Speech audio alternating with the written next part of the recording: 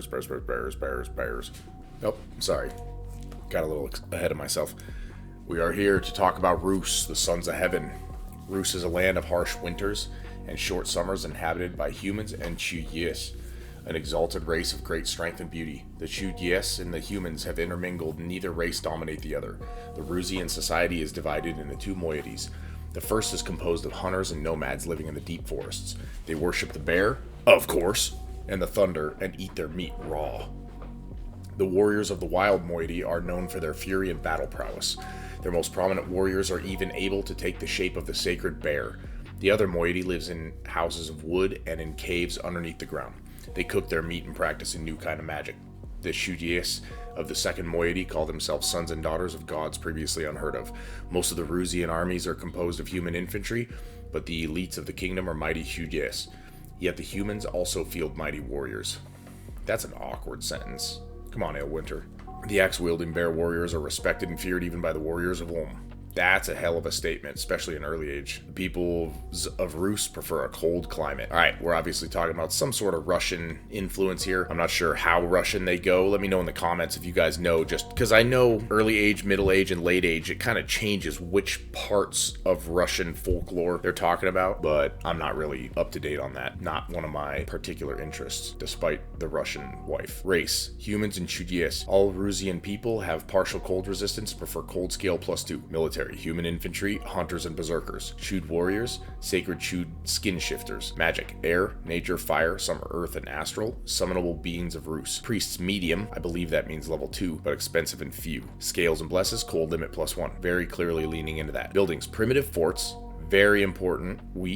To me, this means we're going to have an aggressive playstyle, not a defensive one. We're not going to hunker down in a few valuable provinces. We're going to spread out, take advantage of aggression. Temples cost half. I think that's half. This is a good thing. Look at our gems real quick. We're going to get 1 air, 1 fire, 1 astral, 1 nature, air, fire, astral, nature, and now a second air and a second nature. So 2 nature, 2 air, astral, fire. Really good paths for us to get gems of.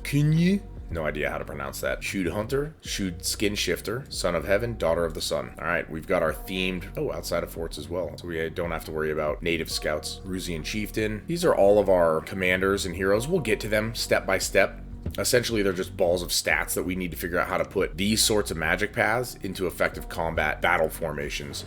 A little more difficult than it seems initially, as Rus has a ton of variety available to them, but once you figure out how to zero in and focus, you're able to turn a mediocre strength of theirs into a great strength and really turn it on in whatever direction you're aiming for. We have a Thunder Priest, can be recruited in all forests, powerful air mage, but pretty expensive. Get an extra path, you can end up with an air 3 or air 2, nature 2, or you can get lucky and get a communion mage with an astral, air, nature, astral, and holy. That's really beneficial since you really like holy 3s on this nation. Let's go through the units so we can talk about why you like holy 3 so much on this nation. Primary reason you want holy 3 on this nation would be your sacreds, your Chud skin shifters. These guys pack a wallop. These are, I would call, giant or elite killers. 26 damage slashing. The good thing about slashing is it does more damage after armor protection's been deducted, and with 26 damage plus berserk 3 gets you up to, I think, 29, but it's a two-handed, right? So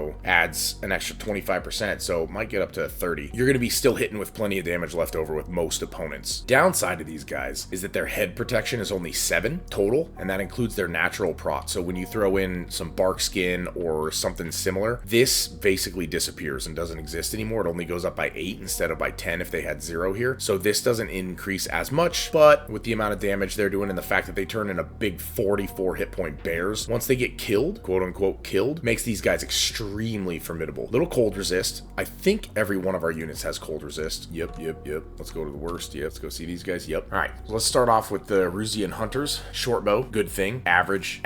Cheat. Good line holder, except for the fact that they're undisciplined, so they're gonna either shoot or charge forward. In my experience, they charge forward just as often as they shoot, if not more. But they are stealthy. Very good weapon selection to have on stealthy troops. They're very vulnerable to return archery fire, so not great against PD, but something you can work with. Something that's really good too because you have Snow Move, which gives you more maneuverability than most nations in the cold. Mountain Survival, Forest Survival, not a bad unit for cheap. Rusian Warriors. I like these guys. They're cheap. Their resources are a little high for my tastes, but that's because of how I build my Pretender. I tend to dump production, at least with Rus. But their protection's solid. Their head protection's great. And so especially for early age, these guys are very solid line holders. They'll stand in front. They have nothing else they do. They're not undisciplined. They still have Snow Move and Cold Resist. So they're very basic. I like them. I think they're good because you can pump these guys out pretty much anywhere you want. These guys are basically the same thing. I don't like them as much because of the length 1 axe. You can't really parry anything with a length 1 axe. I mean, maybe a fist from a mage, but if you're worried about that, you really need to be buying something else. Same recruitment points and gold and resources. Not very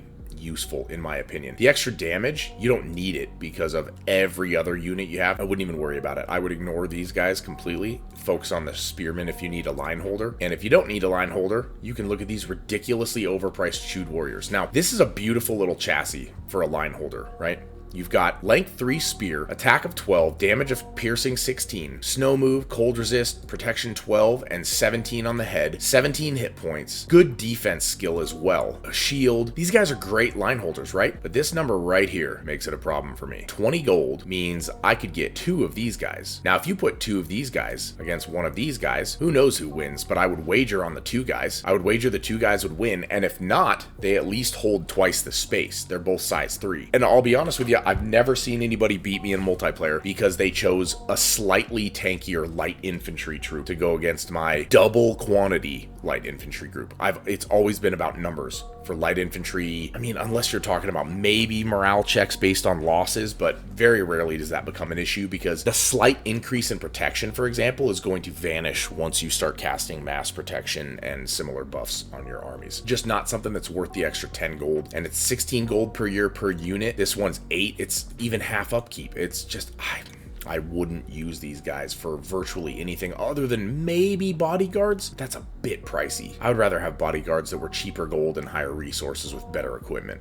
That's just me. Chewed Hunters, again, snow move, cold resist, javelins instead of short bows. 11, 17, great, but look at that cost. Let's go compare that cost to the Hunters. 10. You could have 2.5 of these guys against 1 of these guys. 2.5. These guys are stealthy and they berserk, which is nice, but they're undisciplined, so they're very hard to set up for anything. Very hard to do anything other than putting them on your flanks and hoping that they run in, chuck their javelins, and fight. The extra gold cost, I don't think is worth it. I really don't think it's worth it. It costs too much to get this chassis. I don't like it. I love this. The Chewed Hunters reputedly eat their meat raw. Go, you guys. Ballsy. But you have no shield. So when you're getting shot in the face and you have no shield to hold anything off and you're dying in droves, why wouldn't I just have 2.5 of these guys? If you're not gonna have shields and you're gonna have no head, whatever, it's the same thing. The same stuff that kills these guys are gonna kill these guys, maybe to a lesser degree slightly, but these guys aren't really offering, and they don't have the short bow range. They have javelin range, so they're maybe gonna get 1 off. Berserking is nice. It has its place, but man, it's difficult to find a place for that, especially when you've got these guys next. These Chewed Berserkers, love them. Super expensive, very expensive, especially since they're not sacred, but Berserker 2, ambidextrous means they can wield 2 melee weapons without any trouble. Snow move, cold resist. Unfortunately, they didn't come with stealthy and they didn't come with sacred, so I couldn't somehow turn these guys into stealthy raiders. Oh man, would I like that, but not able to do it. No shield, obviously, but broadsword, axe, these guys are doing 19 and 21 slashing damage against most light infantry. These guys are going to chop through and then get that 25% bonus damage after protection's been removed. You put 10, 11, 12 protection on here. Let's say you put 10 protection, the average protection of, say, I don't know, a light infantry, 11. You go to this guy, you remove 11 from that, that's 8, and then you get 25% more, so that goes up to 10. You're doing 10 damage a hit. Man, on average, you're killing somebody. Beautiful, beautiful light infantry murderers. And I would even say, Chewed Berserker, this guy versus 3 of these guys, he's actually got a decent shot. He's actually got a decent shot. And if they hit him and make him berserk, he's got a fairly guaranteed shot. I love these units. I love using them in little small elite forces to take over raiding for me. I love for these guys to be on flanks when I want them to hold and attack rear. I really like using these guys. Their protection's decent. They have great helmets, so they serve a big purpose in most of my armies. Their morale's okay. I don't care about that because the berserk. Love these guys. Now, these guys are essentially discount these guys.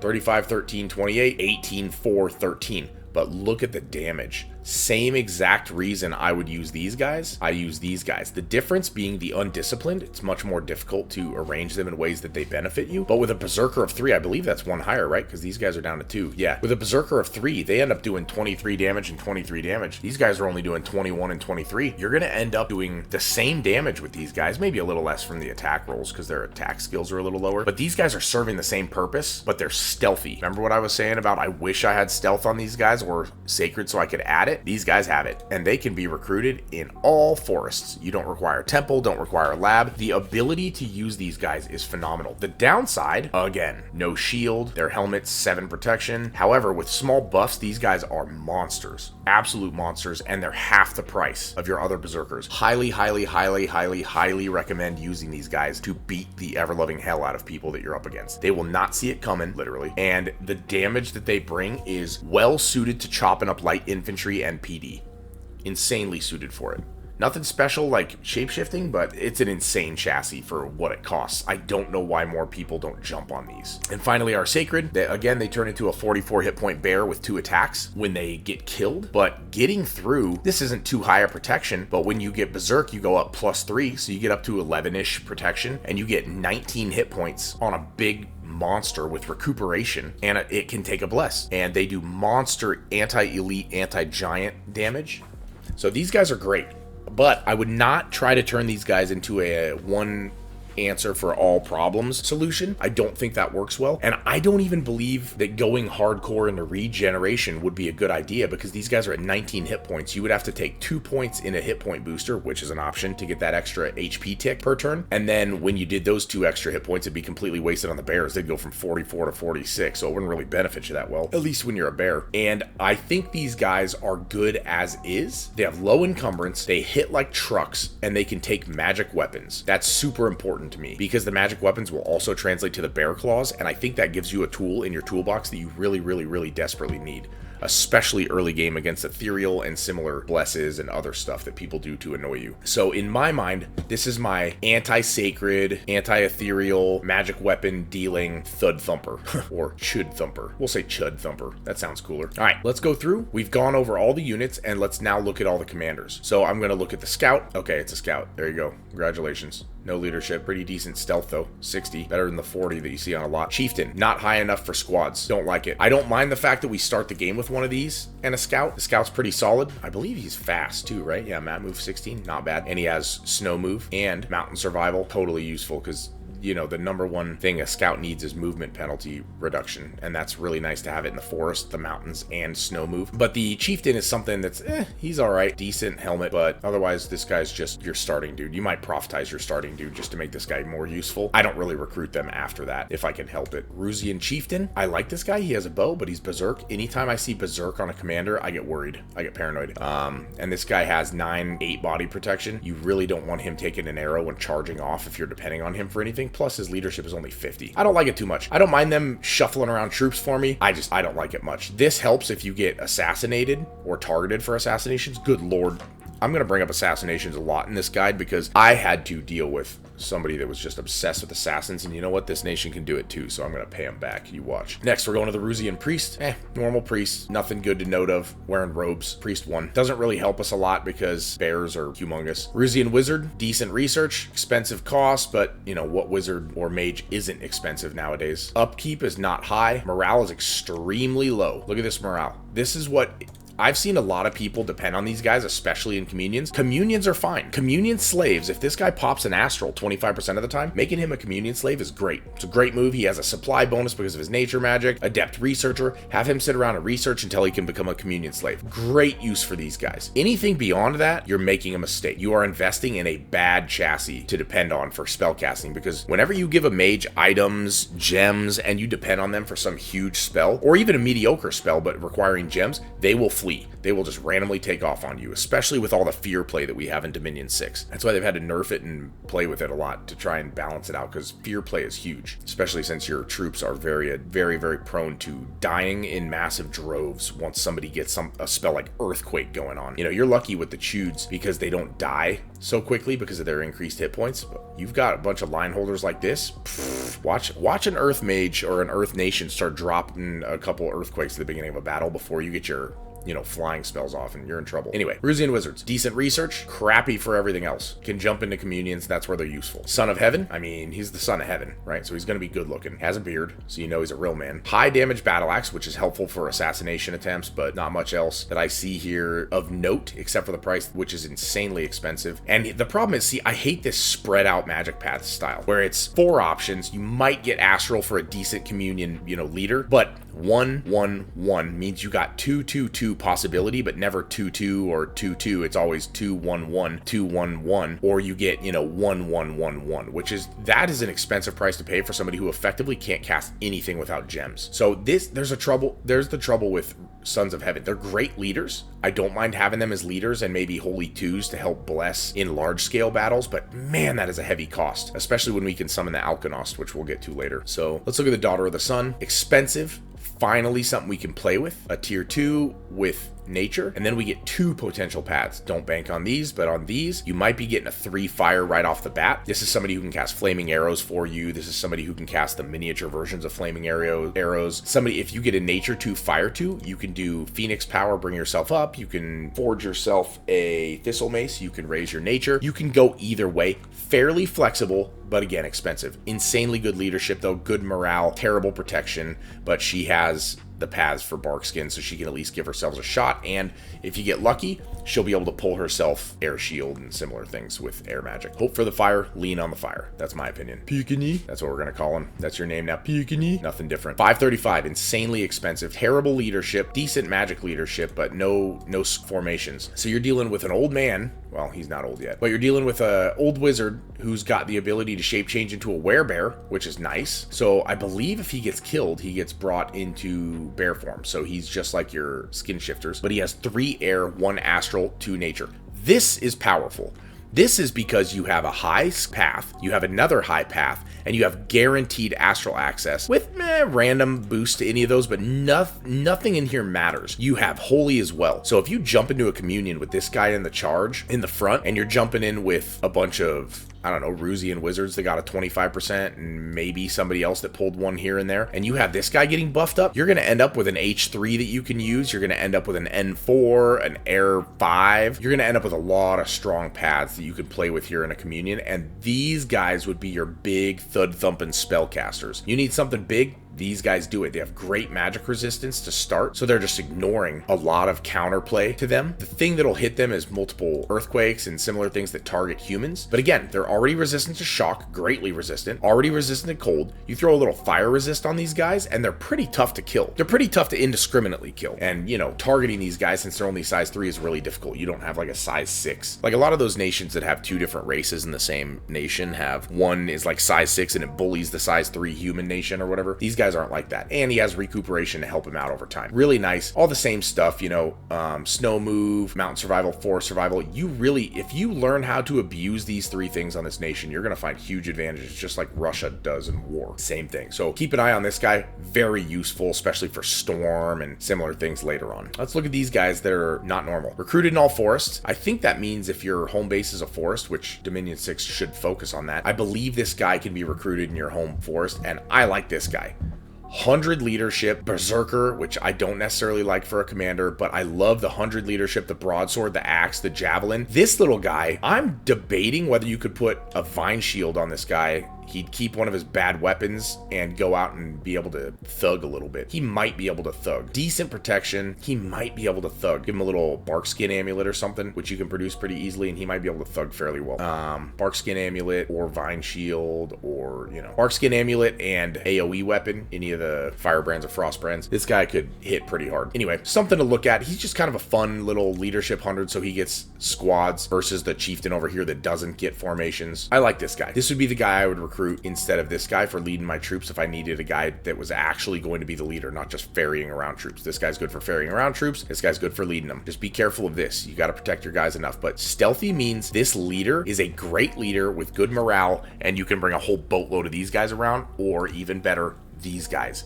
A bunch of these guys, say 10, 15, maybe even 20, and you have this gentleman here leading them, you're bringing a lot of heat, and that's really annoying. With Rus, you want to raid. Very, very valuable. Thunder Priest can be recruited in all forests as well. You're going to need a lab and a temple, obviously, because of the sacred touch, and these guys suck at research, but you're going to get an Air 2 Nature 1, Holy 1. And then, you get the bonus. You might get someone that can jump into communion, but these guys are solid. These guys are solid. See, they're 325 gold, so they equal about 2 of these, but you're looking at, instead of 1, maybe 1, you're looking at a guaranteed 2, 1. This enables Lightning Bolt, also enables Storm Power. You have Storm Power, now you're up to Air 3. You can drop a lot of Lightning Bolts, Nature for some buffs if you get the Nature path, and again, jump into communion, get your Holy up, get whatever you need to do. This guy's fairly flexible and good at air. I like the fact that I can pump these guys out in forests. They're a good mage in my opinion. I think they're good to use. A little expensive, but good to use.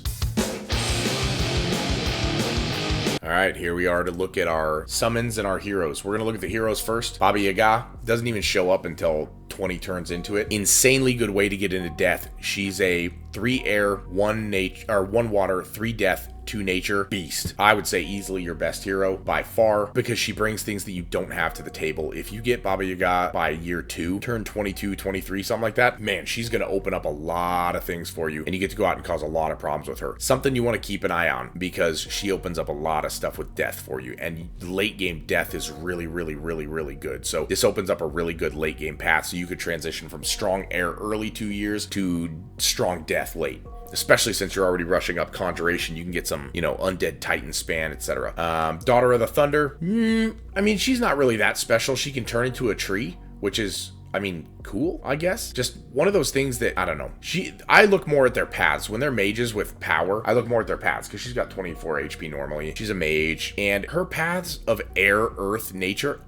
Earth is nice, but there's no random here, obviously. It's not really high enough earth to really talk about, and air 4 you have access to already. So I don't really see a huge benefit to Daughter of the Thunder, but, she can show up fairly early, turn 15, just nothing that special to me. The Son of the Bear, decent leader, decent stats, otherwise inspirational, but a berserker. I don't like berserker leaders, and he's a great astral mage if berserk wasn't on him. However, berserk is on him. He can change into a big old fat bear. Of course he can, because everyone can shape change in this faction, but he's just, I don't know. He has good paths to turn him into a mage, but then he has berserker 5. So then you really want to just, I don't know, I'd thug him. If I get him, I'd probably thug him and make him a leader. Put him as a leader, but thug with thug items. And then if he got hit by something, he would charge in a battle, get himself killed. But with your thug items, he won't get himself killed. He'll hopefully stand and hold the line. Now let's look at our summons. We've got the Shami. Let's go actually and just kind of get them all up and talk about them as we get to them. Whew. Okay, great bears. These are the bears that you summon that I told you are sacred bears. These guys are phenomenal just because they're 44 HP. But remember, you get these guys for free. You get these guys for free if your chewed skin shifters die, essentially. So they're going to take a bless. I think this little chassis here sets them up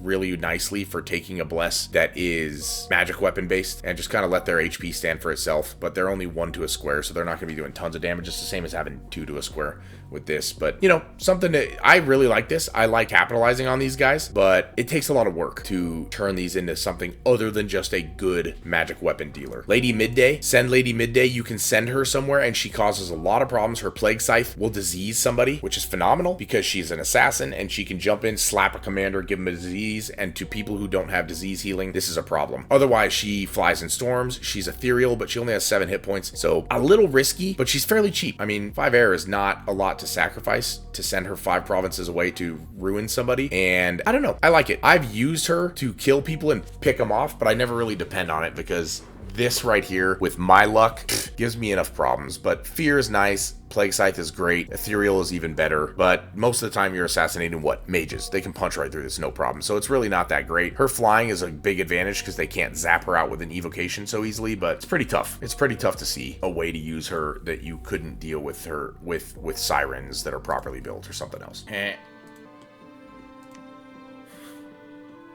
Barajina, Conjuration 6. Me personally, I don't use the Barajina. What's the other one that's water? Which one is it? Ruzalka. The Ruzalka I think is a little better. Where did I put her? I swear I had the Ruzalka somewhere. Ruzalka is a little cheaper. Only gives us water 1, death 1, but that means I believe she can summon herself. Yeah, water 1, death 1. So Ruzalkas can pump themselves out, get a little cheap. If you have a magic scale, you can give them a little cheap magic research. They're really stealthy, water breathing. They have seduction. They're undead and amphibious female. Good little chassis to run around, and it's only only, 16 gems. So if you get one of them, you now have flexibility in the water. I like that. I like that. Bergina, this one I believe is 35. And it's a lot more expensive to get yourself basically the same stuff you get here, just with a lot more water paths. If you're in a water battle, by all means, pump out a Bergina, because you're going to want to have them to cast summoning spells and bring people out. But otherwise, just to break into water a little bit, get the Ruzalka. You've got good enough summons that you can throw in the water, like the Voldyanov or the Bukovac that you can chuck in there. And, God, this guy's hilarious.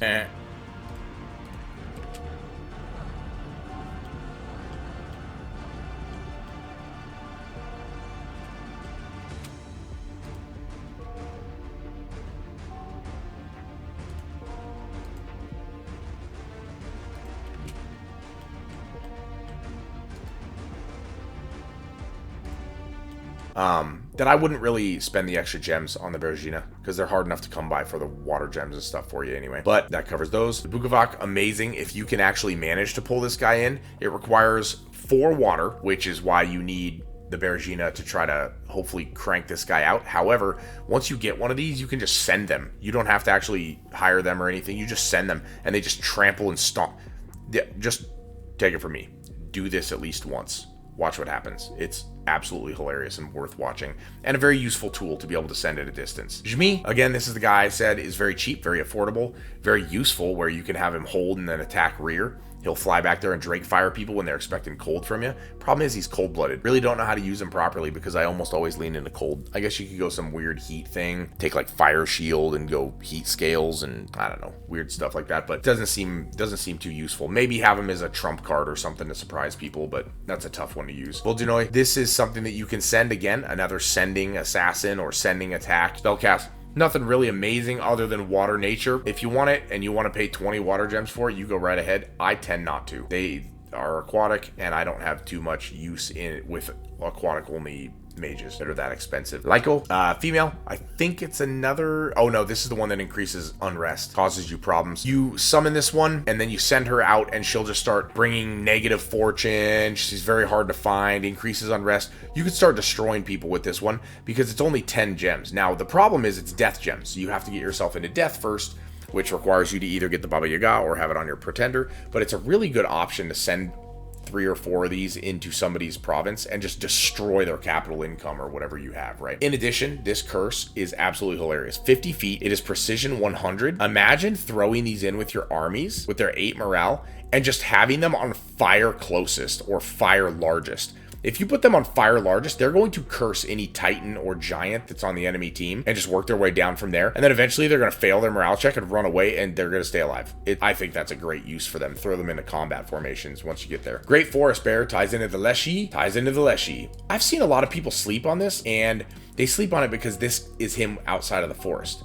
But if you have him in the forest, he is this monstrosity here that you can absolutely turn into a super combatant. You put items on this guy, turn him into a super combatant, self-buff, you'll wipe out entire armies. And the trick to this is leaning on that Cloud Trapeze. Drop him in on people with Cloud Trapeze when they're on a forest province. You can hit him before movement of armies phase, you hit him in the magic phase, and that's what this guy's good for. Otherwise, useless. Can't really effectively leave the forest, but he's really good at casting spells like Mother Oak and similar things like that, but I would only use him if I was planning on Cloud Trapezing on top of people. If your map has a lot of forests, this guy's value goes exponentially higher. Otherwise, a little too expensive. Firebirds, I liked them in Dom 5. I think they were nerfed coming over, and they're just too many mage turns to summon these because it requires a Fire 1, Astral 1.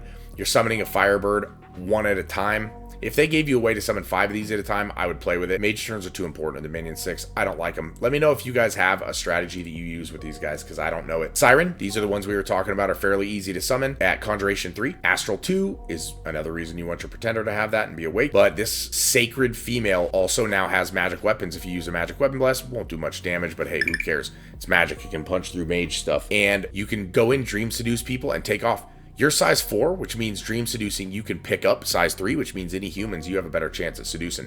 Great thing for cheap cost.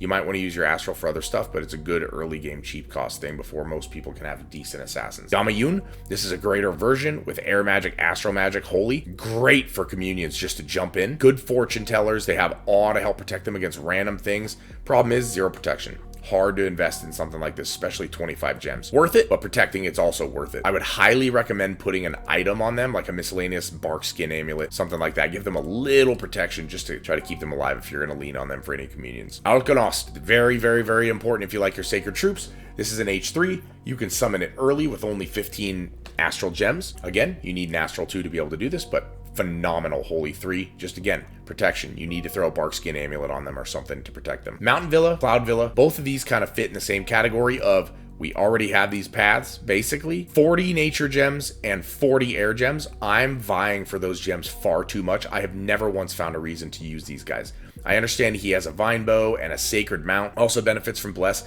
but he's got 15 hit points. She's got 15 hit points.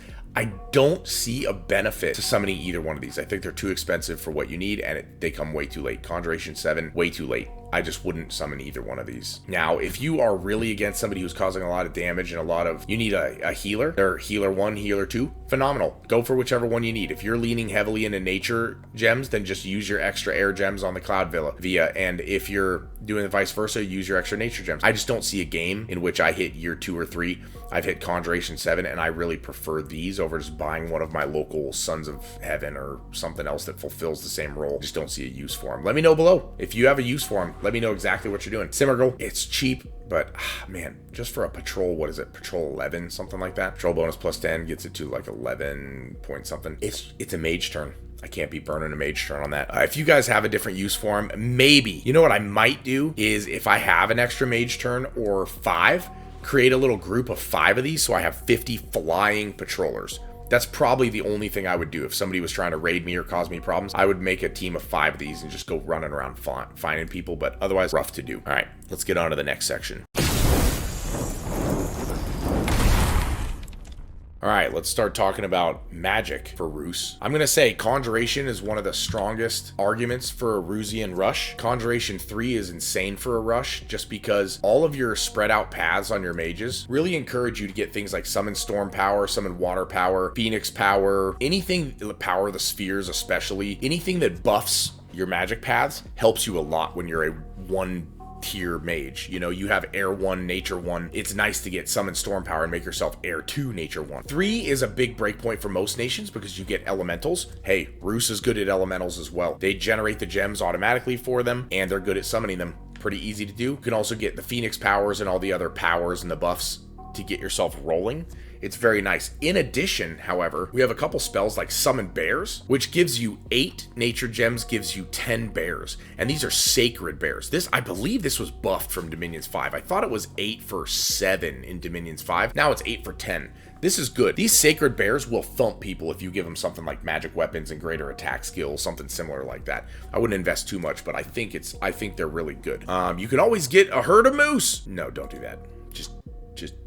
Just don't do that. But what you really can do is you can open up a lot of things with this Conjuration 3. It opens you up to a lot of flexibility. Elementals, Phoenix power to get the higher paths to throw maybe fire arrows or the smaller version of it on various archers for raiding. Power the Spheres for a communion is really powerful. You also get the ability to contact these sirens. These sirens are seduction, I believe it's dream seduction flying assassins, and they are extremely effective for how cheap they are. 8 astral pearls and they can go pick somebody up. I think the sirens are size 4. We'll take a look at these later when we talk about the summonable units. We're going to have a whole section where we go into that, but I believe sirens are the easiest, quickest way for you to go out and start terrorizing people. And early in the game, people haven't even researched construction, much less built anti-assassin items. These are great to jump into real quick and try and get them rolling to cause problems.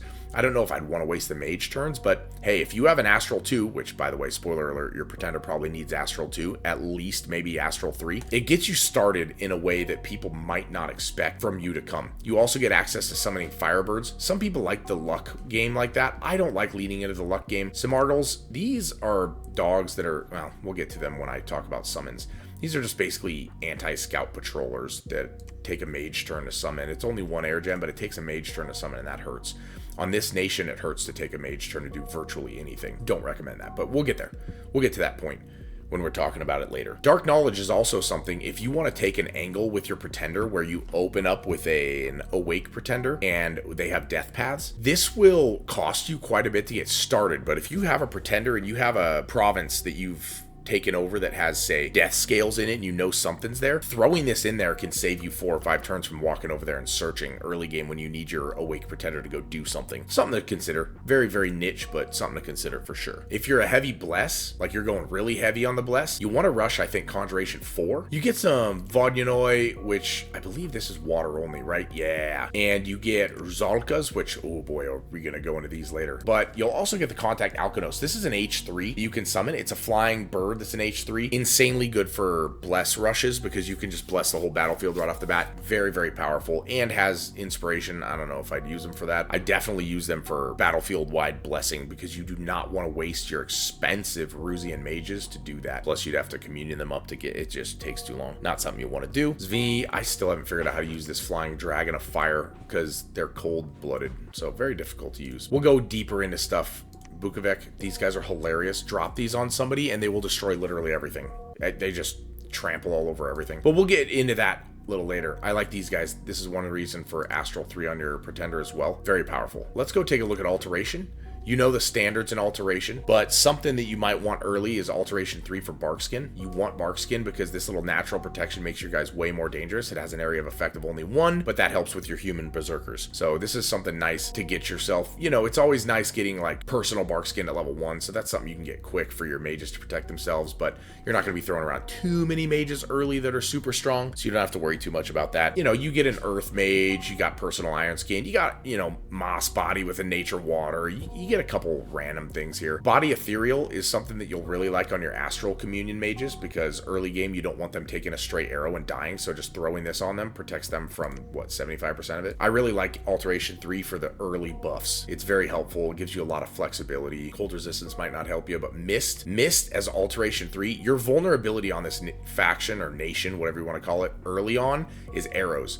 This causes a lot of problems for archers. Very nice. I like Mist early game. It really throws people for a loop if you use it. Arrow Ward, amazing for the same reason. Air Shield 80. What's the area of effect? 20 plus, that's solid. Helps your mages out. Storm, huge for this faction. Something that you really want. Mother Oak, something you most likely are going to be battling for, though other people like Pangea will absolutely dominate you for this. So kind of one of those things where you have to decide if you're going for it or you're not. But if you throw in Arrow Ward, Storm, it's pretty good. Because once you, like if you have Mist up here, this is a cheap way to remove the ability for people to just shoot your entire armies out of the sky or with arrows, and so you throw up Arrow Ward. This will protect a bunch of friendly units, but Storm gives you access to more powerful lightning, makes fire magic cost more fatigue, and precision reduced by half. Very nice. Very, very, very nice. We really like that. And if you luck into some earth somewhere, you get group Stone Skin, Iron Skin, that sort of thing, but that's getting a little deep in the weeds. This is mostly a beginner's guide. So we're gonna go look at Evocation. Now that we have Storm available, we'd be looking at, you know, Lightning Bolt, but also things a little further down here, like Thunderstrike. Thunderstrike is one of those big area of effect, armor negating thumps, and we resist a lot of lightning, but not enough. It's something that you're going to be hitting your guys with friendly fire just because the precision's -2. It kind of sucks.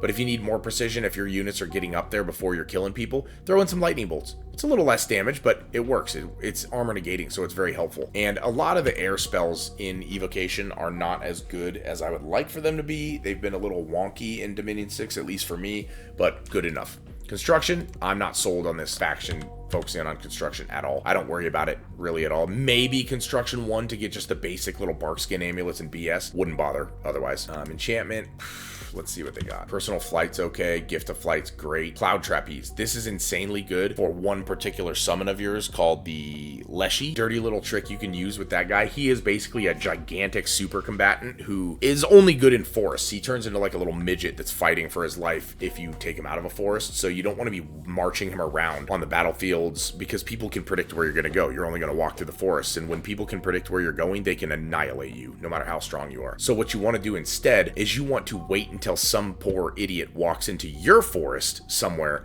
and then Cloud Trapeze, which means you'll jump them in the magic phase before they can move. And this guy, the Leshy, which we're going to get to later, he will annihilate entire armies. He's got regeneration, Berserker 4. He turns into a bear form if he gets injured. He is a monster. So something you really want to consider is Cloud Trapezing. That's a good value for you. Otherwise, not too much in here besides late game stuff like Mass Flight, Thunder Fend. These things are always good for you because they protect you from Friendly fire and mass flight protects you from earthquake and similar anti-human spells, but a little deeper. I'm not too deep into enchantment, and most games end before you get too deep in enchantment. Thaumaturgy, you want 1 for communions. That's pretty much as far as I'd push it. If you're up against a lot of undead, get to 4. If you get to 4, you get the, 5. You get the Ravenous Swarm. Ravenous Swarm helps a ton with undead, and that's something you can hit pretty easily in your faction, but it's not that big of a deal. It's not that important of something to rush. Wouldn't even bother. I would just rush Thom 1 so you can get some communions going on, which really powers you up a lot. Here we go. We're talking about pretenders now. I had a lot of struggle with this one, not because they were terrible, but because your expansion is extremely dependent on your pretender selection. It changes essentially your entire early game. The obvious ones are if you go dormant or imprisoned. I don't like doing that in these games. In these games nowadays, it seems like everybody's fighting early, or at least more efficient at fighting early. I had a few setups that I tested out that I didn't like, such as Irminsul. I wanted to take advantage of his personal magic site to get 1 extra nature gem per turn, because I thought that would be good. Keep him awake. I got a 9 Dominion. Great order, tanked production, went with cold, growth, luck, magic, very, very, very basic bless, low light vision, poison resist, and resilient, because we have eclipse in our nation pretty easily. And so I wanted to be sort of a scaling nation, but the problem was Irminsul sitting in our base was not the greatest researcher, as you can see. So he wasn't really lending us much other than the 1 nature gem, and our sacreds were not enough to lean on with just this. It was almost too late game focused. I went and tried Linnamer, I'm going with that, and I figured it would open up the death water cross paths for our summons. We would use our fear, go stomping around from turn 1 on, get a chill aura since we're all cold resist, couple undying since these double in strength for units with 2 forms. Essentially, you get 4 extra hit points in your human form and 4 extra hit points in your bear form. The problem was this guy is not very dependable in combat. He has 18 protection, but he doesn't have the paths, at least early game, to protect himself more, and you can quite literally die to the worst provinces available. Of course you could lose him on any barbarians or cataphracts provinces, but you have too many vulnerabilities. I literally died against 18 damage weapons in a battle that randomly rolled like 10 or 11 crits in a row and killed me in 2 rounds in my own dominion. It's too risky is what I'm getting at. Far too risky to go through. I even tried out a Queen of Flames. I went with the good scales, good dominion, fire resistance for late game. She generates 2 fire gems so I could lean on elementals early and mid game a lot more than you normally can. And I was thinking, okay, we'll go a little heat focused. 2 times attack skill because that helps our bears a lot, and a lot since they have much lower attack skill on their claws than they do with the axe. I think the axe starts at 15 and the claws start at 11 or 12. This helps a lot with that, makes those monstrous damage hits more focused, low light vision for late game, and poison for late game. But she didn't contribute enough to the game early, and I couldn't with her paths generate enough items to make her very durable. It's doable to turn her into a expanding titan after, a little bit of research, but this wasn't enough of a bless to really give me a good enough expansion, and when I ran into aggressive players, I got stomped pretty hard as I didn't have any answers. My titan wasn't good enough to fight off ethereal units or another kind of hell bless, and certainly wasn't enough to even defend against them. I didn't have a sacred that could do anything with magic weapons or anything similar, and I didn't have magic diversity enough to handle them. The best I could do was rush conjuration and try to summon a few fire elementals. It didn't go well. Balanced bless I tried out, going with the Frost Father. I went with the attack skill, made him dormant since we didn't care about magic weapons for about a year. And I went with swiftness. I figured more likely to strike first in combat when you're doing, 26 damage with a hit. That will benefit your survival a lot. Get a little shock resist for late game, a little more attack skill. Again, didn't give me enough to play with in the early game. It would have been great late game and I could have made it work, but my expansion was mediocre. I got, 18 expansion provinces by turn 12. Now granted, most people count turn 13, right? The first month of the new year. I only count turn 12. So when you're comparing my numbers to other players' numbers, you really have to keep that in mind, because turn 13 is often you're taking 5 or 6 provinces in one turn, right? But still, 18 is not great compared to what I can produce. So I really didn't like it. It scales a little too much, relying on sacred early. Since they're so expensive, you end up running out of the ability to even afford them, and they just don't pull the weight you need a 65 gold unit to pull that early. This one I tried out. I actually loved this. I went with a dormant for the magic weapons. I think that's a really good combination, dormant and magic weapons, unless you're planning on getting rushed by something early that utilizes etherealness. I'm trying to think of a build that would do that. Not many people are rushing ethereal this early in Dominion 6. It's too expensive, too hard to pull, but it does help. At least keeps your sacreds relevant for the entire game. And the good thing about Undying ×5 is you essentially gain 10 extra hit points as a human and 10 extra hit points as a bear. And with your heroism, oh boy, do you level up. You're guaranteed to level up after one combat with these guys. So your initial grouping of skin shifters are going to level up, and man, do they scale well with leveling. They scale real well with leveling. So this is a really fun one, and it benefits your mages. Your mages really like the level 4 of experience, where they get -1 encumbrance and 2 bonus HP, and since a lot of your priests are high leadership priests, when they get experience, like the Sons of Heaven and such, you're going to gain a boatload of leadership, which helps a lot. It's a little indirect, but look at the scales. I mean, we're sitting on 2 order, 7 dominion. We have 1 misfortune, which is countered by this, and, you know, firebirds if you want to summon them. But +2 magic gives us a lot of research advantages. The only reason I didn't like this was because I played, and my first map, I kid you not, I was surrounded by first a Jotun giant province with a ghost god, ice druid, and Jotun hearse with winter wolves. My next province over was a cataphract large province. They had something like 60 or 70 cataphracts. The next one over was heavy infantry with heavy cav. It was at 50 units. I had a barbarian province right next to it with 80 units, and a lizard shaman with a bunch of little lizards running around in the next province. Every single one of those would kill virtually any nation, so I sort of ignored that game. But again, getting multiplayer experience on these nations, these newer nations, to me, it's very time consuming. So generally, if I get into a good game and then I get screwed by the map like that, I don't try it again. You can go try it out though. This is a fun one. This is effective, and you get a lot of benefits from experience that you wouldn't think of otherwise. Very, very, very beneficial. I went with a murder bless of quickness and swiftness. Good lord, is this effective. He's awake, so you get the quickness and swiftness right off the bat. They always hit first. They hit twice. It's insanely effective. The problem is it scales like crap. You get a Sight Searcher, fairly effective. He can cast your Astral 2 summons that you need. The Death and Water also breaks him into your Death summons that you need. A lot of usefulness here. I would play this on a small, cramped, tight map. It'd be really, really effective, really good. I think you'll love it. The amount of bears you can swarm people with, this is unfair in a small map. This is called Overwhelm, boys. Overwhelm with the retarded Hell Bless. No reason to it. Doesn't matter. Man, they brought a lot of poison. Ooh, boy. He's pulling all the stops. Ooh, even a undead bear. He's selling a behemoth? Oh, yeah. Too many bears. Sorry, boys. It's just too many bears. We only have a few of our little berserkers running around, and I don't even... Hold on. What is he doing? Bear, why are you running? That's the downside of the summoned bears, is they're not berserking, but...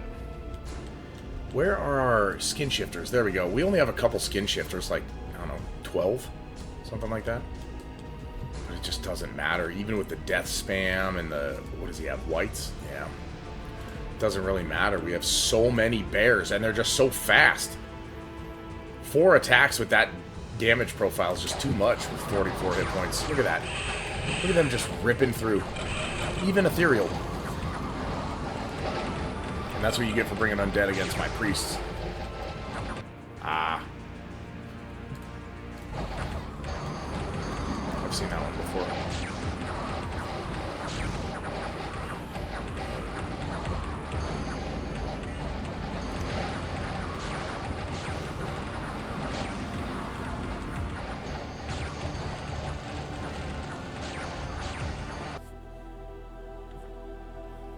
Man. But if it's a big, long-term map, you're looking at like 4 or 5 years before the game's decided, I don't know if I'd do this. Not only for the fact that it's just very basic, kind of boring, but it's, in a weird way, despite all these paths, it's sort of one-dimensional. Because you've put so much of your resources into your sacreds, you really can't go any other direction. You're going to be spamming priests to be leading your units. That being said, I was expanding with armies of 165 gold priest and 4 to 5 skin shifters, and I was dominating. It was perfectly fine. So very effective. The quickness makes it, and the swiftness and quickness combined make it so your priest doesn't get nicked off by a random unit because your units rush out so fast they all surround them and stay there. Worked out well for me. Something you can do, especially if you want to rush somebody. If you're in a tight map, I highly recommend it. Then I started playing around with a defensive version of our bears, and I found it did not have the punch it needed. In order to make a double incarnate bless work, blood bond, regeneration, and blood surge, which insanely effective together. However, it forced me into a 4 dom. I didn't have enough income to keep up enough bears because the bears just didn't have the killing power. They have great killing power normally, but it's 1 hit per turn, very expensive. It just didn't carry the weight I needed it to. It really didn't. I thought it would be good if I could pull it off, but with only 3 sacreds per turn, I was getting surrounded and it was causing a problem. So something good, very killy, but I just couldn't make it work. Something I would actually try out in multiplayer, and I did 1 game, and I actually did really well with it, was Resilience of the Earth to give me fire and shock damage because of spellcasting late, low light vision because again Eclipse is a thing and darkness is a thing, and that helps a lot with it, and regeneration. This regeneration alone made my first year expansion a cakewalk. I just summoned a bunch of bears, threw a few berserkers in there when I had a little more gold, and it just ramped up the killing power. My bears went around surviving, no problem. I could do dirty things with the monolith late game if I wanted to, and the low light vision helped me with spell casting battles later on, as did the Resilience of the Earth. I started dropping lightning balls on basically everything mid-game, and it was very effective. The thing that killed me on this one, made it a little hard, and made me lose towards the end of the 3rd year, I believe. I think I was eliminated in the 4th year, was my drain. It put me behind every other multiplayer opponent that I met. They had me beat on research. It might have just been poor play on my part, but they had me beat on the spells that they were casting in virtually every combat. I had lots of bears. I even summoned a ton of sacred bears, and this wasn't enough without being able to match their magic. So it wasn't effective enough. It was still solid. You could pull this off and you could win with this. It was just not as effective as I'd hoped in the late game. I went a little strange. I know you have no blood synergy with this nation, but I wanted to see what I could do by focusing on my sacreds a little bit. I went with a dormant magic weapons Fountain of Blood. This gives me my death access, my astral access I needed, and just some random blood. Since he's high enough in blood, he doesn't need any boosters to cast the top level spells. Hey, if you can teleport this guy with astral somewhere, you can sit there and drain and blood hunt himself. He's an amazing blood searcher. Load him up with blood slaves and potentially get yourself broken into blood. I mean, this is a late game possibility. Not great because you don't have anybody else to blood hunt and it would take you a long time. In the meantime, Enchanted Blood gives your bears a little bit of regen. Blood Vengeance is hilarious. It is a dirty trick. Nobody expects it from you. And when your big HP balls known as bears are getting slapped around, right after year 1 when nobody's paying attention to them, your bears are killing people by getting shot in the face. It's pretty funny. I ran 1 game with this. It went horribly, but it was very fun. I made it to the end of year 2, and then unfortunately real life called and I was forced to leave the game. I let the other players know, and unfortunately I didn't get to play this all the way through, but it's a fun idea. So I went and tried to play with Blood Vengeance, and I went with a dormant Blood Vengeance regeneration play. This was so fun. It killed my diversity a little bit, and again, leaning into blood, you're basically banking on a super long game. As with the Fountain of Blood, you can't get more than 1 order, and you really need this. This really hurt. I could never fully recruit my maximum sacreds here. This is a lot better for strategy where you recruit as many sacreds as you can in the beginning, but more often than not, I wasn't recruiting sacreds the first year, just like 1 or 2 here and there, and I really wanted to use them as elite shock troopers, you know, guys that I could flank with and things like that. I generally speaking just built kind of a spear line and a whole bunch of Rusian hunters, let them launch their short bows everywhere until I got to year 2. It was a little easier that way because this didn't do anything for me the first year. That being said, I made it in the 1 game I tried it, and I made it through, and by year 3 I was slaughtering, and I had a couple players quit and the game ended. It was very effective. A lot of players didn't have an answer for the Blood Vengeance combined with regeneration. It was kind of funny. One guy was hitting me with Gifts of Heaven, which was, you know, absolutely hilarious to watch the results of, but it was also kind of deleting my sacred. So that's a sort of an answer, I suppose, but very fun and interesting because most people that I spoke to about it didn't really have a clue that this was a thing. Probably because it's not, but you know, it's fun to goof around. Regeneration, Blood Vengeance. My biggest thing is when you're picking your pretender, as I said earlier, you really just need to select a direction you want to go. You really don't want to pick a pretender and just run with it no matter what, because it's too, what's the word? Predictable, right? Oh, I forgot my mage focus. I did a multiplayer game with mage focus with the monolith. I want reinvig, fire and shock protection at hard skin. Actually made my bears super durable. I had this all year one. Made them super durable, and I killed an Abyssian player who tried to rush with Abyssia depending on their heat aura, and I ended up walking right through them. I had plenty of damage to chop through their armor, and I actually ended up walking right through them. It was kind of nice. Nothing I'd focus on for real. This is one that I would say is a beginner build. If you want a build that is very, very early game focused and very, very simple, I don't think you can really fail early game with this build. You start with a Awake Barkskin regen. Irminsul gives you an extra nature gem per turn. He has decent research with these paths. You have good scales. You're gonna suffer a little from misfortune, but it's much more nullified by order than otherwise. And you have a little magic drain, but not a complete drain. If you're a beginner and you're not sure what to pick this one. Very easy. Barkskin and regen make it so you don't have to manually cast Barkskin. You just have to get a priest out there, throw it on them. They won't cut their way through. Make sure you have squads of 10 or so, 8 to 10, more like 8. You could get away with 8 skin shifters or maybe 6 skin shifters and a berserker or 2 just to add to the killing power, because these guys have no killing power, but they're very good late game when you summon your bears with your spell to spam a whole boatload of bears. This makes your bears your line, your wall. Nobody can really get through them quickly. Kind of fun, effective. I wish I was able to fit a little fire resistance on here, because that was one thing that I really struggled with, and early age Abyssia, not a fun thing with this, but things to think about. But again, think through what you want to do, your angle, and pick something similar. I would say lean into Sacreds fairly hard, but lean in as much as you would with someone like Merverni, right? You can't generate infinite bears, and you certainly can't generate infinite skin shifters because they're only available in their home province. I've seen people compare skin shifters and, say, Jaguar warriors, right? But the thing that makes Jaguar warriors great is that you can recruit them anywhere. These guys are only recruitable in your home base, and you can summon bears, but bears lose the advantages that you might lean on in this, such as undying or resilient or bonuses that benefit you twice. Also, before somebody thinks about it, there is a strategy you do not want to try, and it is Lucky with Blood Bond. Good lord, I thought I had it all figured out. Lucky, Blood Bond, and regeneration. I sold my soul to get that, and unfortunately Lucky does not trigger on Blood Bond damage, so what ended up happening is a bunch of my units would share their damage, get themselves low, and then the shared damage from Blood Bond would kill them with Lucky not triggering. Very, very annoying. I tried it. I thought I had seen somebody do it back in Dom 5, but it clearly doesn't work here, and it's way too expensive in Dom 6. Don't try Lucky and Blood Bond. Do not do it. It will kill your people off, and it'll feel like you don't have luck at all, but you'll pay for it. So go, like I said, if you're brand new, go with the super durable bless. It's super simple to get started and at least feel what it's like. Otherwise, I recommend doing something very specific to your battle. If you're going against someone who might be ethereal or abusing that, go with someone with magic weapons. If you're going against somebody who, this is what I would most likely take myself in a multiplayer game if I was against equally skilled players and I knew it was a relatively balanced match. This is exactly what I would go. Regeneration enough for the bears and my sacreds to get me through the early game. Resilience of the earth, strong enough, and low light vision to get me through the late game. And then my scales are good enough to get me rolling and going. I would suffer from magic diversity and a lack of research, but you can make up for that by expanding with your crappy forts. All right, here we go for a bit of a mid-game example. Mid-game depends on which match you're in, obviously, but we're able to crank out a whole bunch of these summoned Great Bears. A lot of HP, undisciplined, but a lot of HP, durability, plenty of damage if they can hit anything. So they're really good against chaff. With our regeneration, shock resist, and fire resist bless, really good against chaff. We have our little buffing group Barkskin spammer here, because we only are up to level 5 of alteration. We have another group Barkskin spammer somewhere up here. Where is he?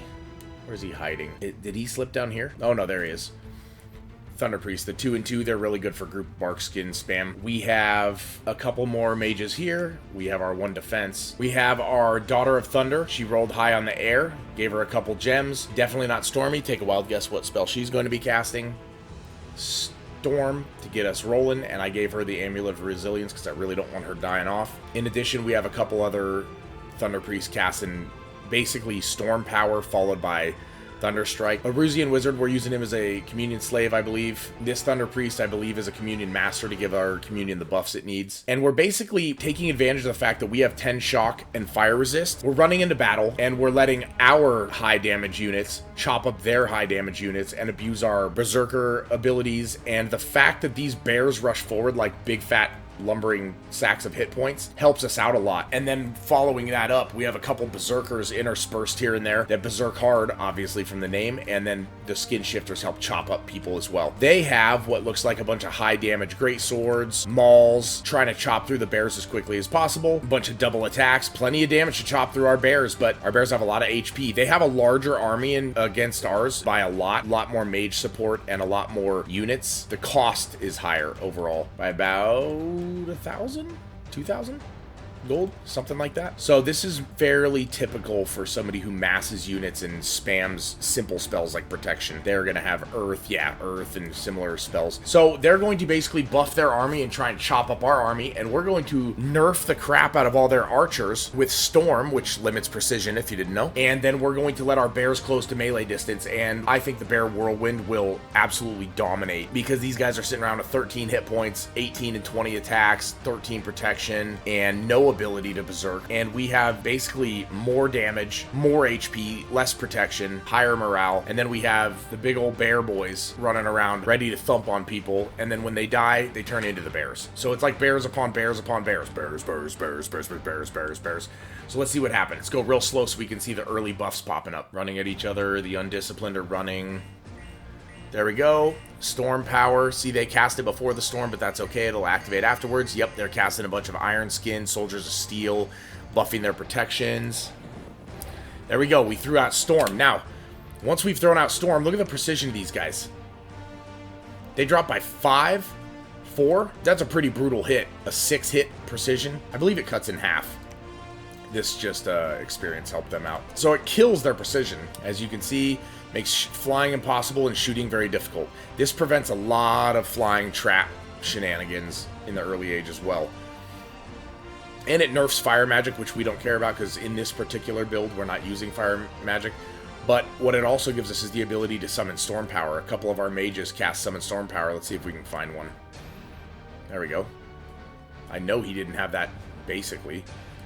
So, once you summon Storm Power, even if you cast that spell before the Storm, it will activate. Communion Slave, let's see the buffs they got. We got our buff from Regeneration, had one of our Masters cast that. We had one of our Masters, well, this is our Bless, the Fire and Shock Resist. Then we had a Master cast the Elemental Resistance. This is basic, Cold Resist, and then these are from our Bless. Once he gets that Elemental Resist off, these will all go up by 5. And we're still sitting nice and pretty.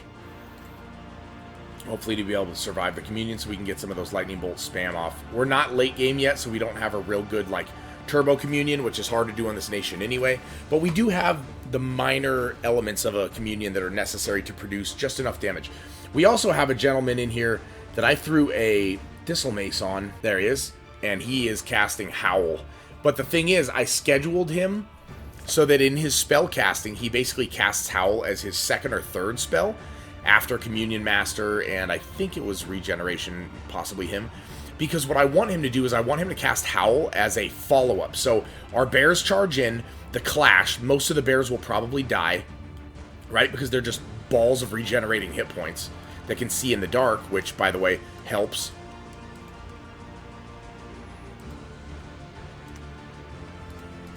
And the bears run and get trounced. Then our Skin Shifters rush in afterwards, chopping them up as like wave 1. We have the big Berserkers following them right here as wave 2. And then our third wave is basically the Howl. That's sort of what we're going with here. So let's see how effective it is. Okay, couple Thunder Strikes already coming out. You can hear the screams of women. The lamenting of the women. And let them be driven before you. So we stomped on some people. You see our guys, our 2 guys, spamming group bark skin, which is helping out with protection, I'm sure. Yep. Making our Skin Shifters a lot tougher than normal.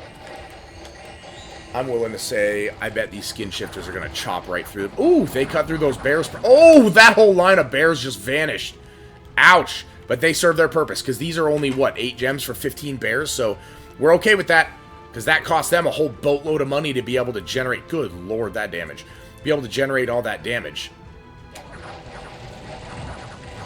There we go. They're still chopping through the bears, and now my skin shifters are getting in there.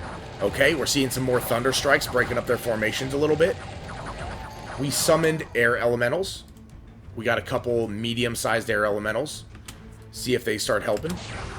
What size are they? 6? Okay, good. They can trample.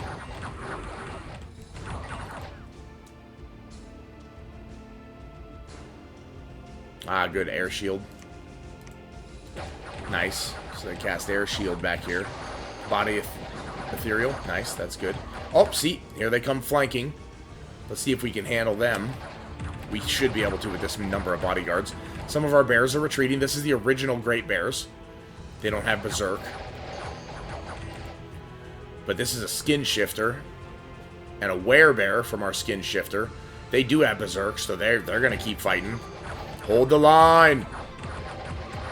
Hodor. We got Howl running too, so now we're getting wolves popping in on the sides. See, like here, pissing people off, randomly dropping in. There's another wolf. That'll throw off formations of archers and similar things. They're dropping spells on us pretty harshly. But see, our skin shifters are holding the fort with that durability bless. The fire and shock resist. It makes it so it's very hard to clear them like chaff, which makes their 65 gold per unit go much, much, much further. You can see all of their, basically, Berserk style units with the dual weapons are killed already. Look at this. We're just mopping them up. Now we're down to the archers. It's over. Yep, they're routed. They're spamming Syllable of Death on us. They're doing everything they can to kill us. And mid-game Doomstack versus Doomstack, your skin shifters will almost always look like they're losing because of their quantity loss early.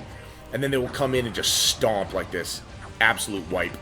Absolutely disgusting. Alright, here we go. They brought in 520 basically units, 425 loss. Huge loss of gold. We brought in 312, only lost 86. And if you look, we only lost a mage, quite a few berserkers, but hardly any of our skin shifters and most of our great bears. But those guys are easy to generate. That is 3 castings. That's 24 gems worth of bears. Essentially, not hard to replace. Our hunters were useless, but, you know, that's what we expected. We just brought them because we had them. So let's go hop into something and try out something more like a late game Doomstack. Alright guys, here we go. I'm trying to catch one of the late game battles for you between Ulm and Russ. Now we're gonna be spamming a couple of our late game spells, some things you should look into with our access. Obviously Divine Blessing, because as you can see, good lord, spamming Great Bears to outnumber the enemy is phenomenal. They again take the brunt of the big strong hits, and these guys have quite a few big strong hits up front. We're gonna lose a lot of bears early, especially those 25 damage ones. 29 damage ogres, nice. The bears are going to take the brunt. The skin shifters are going to come in and try to reverse the brunt, hit back. Then we're going to have the berserkers try to clean up all the little hits. In the meantime, we're doing Divine Blessing to give ourselves regeneration, frost, and fire and shock resist. That's why we do this one for late. We're doing some Thunder Strike spam, some Summon Storm Powder, yeah, Storm Powder and Thunder Strike spam. We have a couple nature mages doing Creeping Doom twice, just to kind of fill up the battlefield with a little bit of spam, just in case they're flooding our backline with something. We have one thug running around. He's going to be self-buffing and then flying to the back of their lines, just to cause disruption. We have an Earth Mage spamming Temper Armors on everybody he can get to. Won't do much for the bears, but it'll do quite a bit for the guys with the armor pieces. +3 on, you know, weak armor is pretty good. We also have a big caster hopping in the Communion and doing an Army of Mist cast. We have Wrathful Skies coming out, as we're all going to have 10 shock resist, so we can resist most of the damage from it, whereas they won't be able to. We have one guy casting Howl. We have one of our Astrals, I believe, Tatiana here, casting Doom. See if that gives us an advantage. We have another mage casting Wind Guide, and one casting Soaring Army, so all of our army becomes flying, because I'm expecting from an Earth nation something like Earthquake. So all of this stuff is not being cast in order. Obviously, it's being cast all at the same time. We're trying to slam all the spells out. But these are just... I tried to get a battle where I had most of the major battlefield spells you want to play with in play, so we could at least see what it's like. So let's take a look.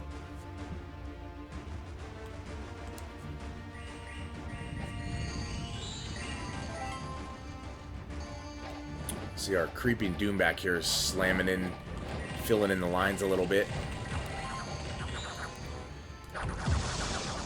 There we go, Doom. They're all cursed. Every last one of them. Not us, though. Our poor bears are getting chopped up while our guys are sitting back here waiting. Alright. Soaring army. We should be flying. Yep, flying bears. Flying bears, people. Flying bears. Oh, they're starting to launch the evocation at us. Alright, let's see. Our Earth Mage must have dropped. Army of Mist. There we go. Mist form on all of our guys. This is virtually unkillable military now. I don't think our Earth Mage managed to pull off. There, we see the Temper armors going out, but we're getting Bark Skin and Iron Skin, which means our Armor Mage didn't manage to pull off his Marble Warriors or whatever we were casting. I forget. We got Howl just cast. We might also just be too early. Oh, there we go. Wrathful Skies. You can see a perfect freeze frame of Wrathful Skies. See, here's what it does. You see all that damage? That's destroying them. And whatever it hits, you know, plants, whatever. And us, it's hitting us. Look at those damages. 1, 1, 1, 1. Okay, 10. But that was one of the bugs that we summoned with Creeping Doom. See?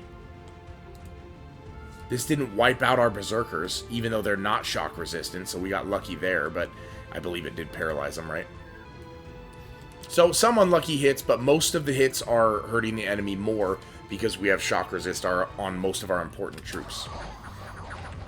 Ooh, they brought out anti-magic. Mistake, buddy. I don't have as much astral as you do. Getting more Iron Skin and Bark Skin. Okay, whoever cast Mist Form is an idiot.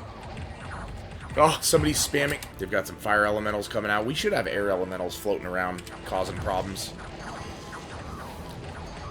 Levitate soldiers? Okay, now they're off script, you can tell. Look at this lightning strike, though. This Wrathful Skies is just slamming onto everybody, and our bears don't care. Not one bit.